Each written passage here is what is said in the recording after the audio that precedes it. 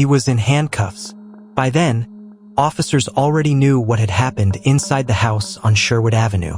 Emergency responders had confirmed the worst. There was no uncertainty about the gravity of the situation. Yet what drew the most attention was not the arrest itself.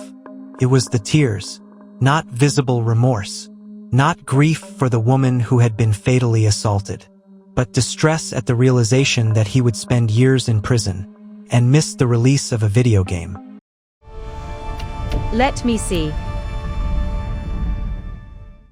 The footage circulated widely, but before the recording, before the public reaction, before the courtroom proceedings, there was a woman. Her name was Rachael Vaughan. She was 40 years old and lived in Abingdon, in the county of Oxfordshire. Her home stood on Sherwood Avenue, a quiet residential street typical of a mid-sized English community. She was not a public figure. She did not seek attention. Family members described her as kind, sensitive, and deeply devoted to her family.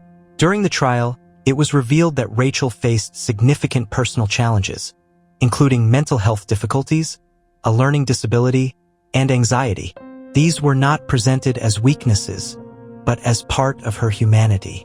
Friends said she trusted people, that she believed in reconciliation, that she saw the potential for change where others saw risk.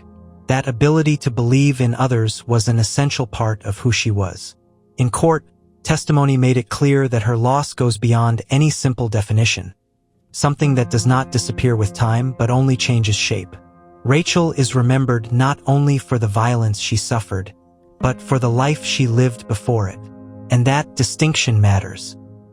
Robert Richens, 35, was Rachael's former partner. The relationship had ended. In its final phase, it was not described as stable. Although there was no public record of formal complaints disclosed in court, proceedings indicated that the relationship had been marked by tension. On that night, both were inside her home. That detail is critical. There was no forced entry, no break-in, no external intrusion. The person responsible was someone she knew. Most intimate partner homicides occur under similar circumstances, within familiar environments. May 30th, 2025. During the early hours of the morning, inside the residence on Sherwood Avenue, an assault began, later described by the judge as merciless. Forensic evidence presented in court confirmed 64 injuries caused by blunt force trauma. Repeated blows, repeated kicks, sustained violence. A blade was also used. The pattern of injuries indicated intensity and repetition. This was not a single act, not a brief moment of loss of control. After the assault, Rachael remained inside the house. Richens did not immediately seek medical assistance. Hours passed. That delay became central to the prosecution's case. The court heard that he stayed at the property and contacted police only when, it was argued, there was no viable alternative. At 6:26 a.m., the call was made. The initial account used the word accident. The physical evidence told a different story. Thamesvalley Police, what's your emergency? What I'm about to tell you, have you got my location? Because I've done something quite serious. Well, I can attempt to locate you if need be, but what's going on? You're not gonna believe this, and I think I accidentally killed someone. You think you've accidentally killed someone? Okay. Okay, talk me through what's happened. She's not moving. Okay, what's your name for me? It's Robert Richens, and I'm then being honest because I'm ashamed of what I've done. I did not mean to kill this person. I did not mean to do it. No, I understand that.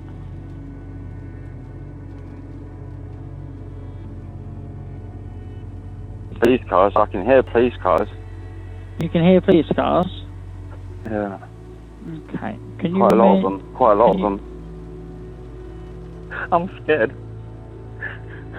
No, I understand that, Robert, okay, but you have done the right thing by reporting this to us. Okay, but I need you to stay on the phone with me until they get there. When officers arrived at Sherwood Avenue, The scene quickly ruled out any suggestion of an accident.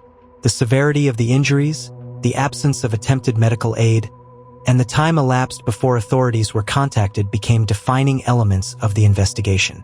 Detective Chief Inspector Stuart May, the senior investigating officer, described what they found in direct terms. He stated that Rachael had been killed in the very place where she should have felt safest, her own home. The statement resonated throughout the proceedings. It was not merely technical. It reflected a fundamental breach of safety and trust. May also said that Richens' actions were heartless, and that he would now face the consequences of his merciless conduct. He emphasized another critical point. He left Rachael alone in the house, made no attempt to assist her or seek medical help, and contacted police only when he had nowhere else to turn. The investigation focused not only on the violence itself, but on what followed it, and what followed carried decisive weight. The trial took place at Oxford Crown Court. During proceedings, body-worn camera footage from the arrest was shown to the jury. In the recording, Richens can be heard saying he would miss playing the video game Grand Theft Auto 6 while in prison. The remark was made at the time of his arrest. The contrast was stark. Then we'll sit down, okay? Yeah, I'm gonna miss GTA and that. Yeah.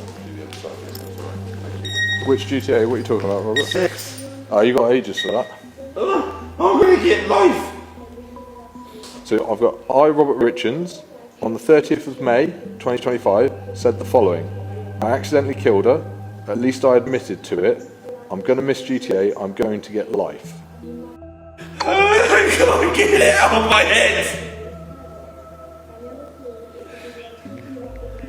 I could have went on the run.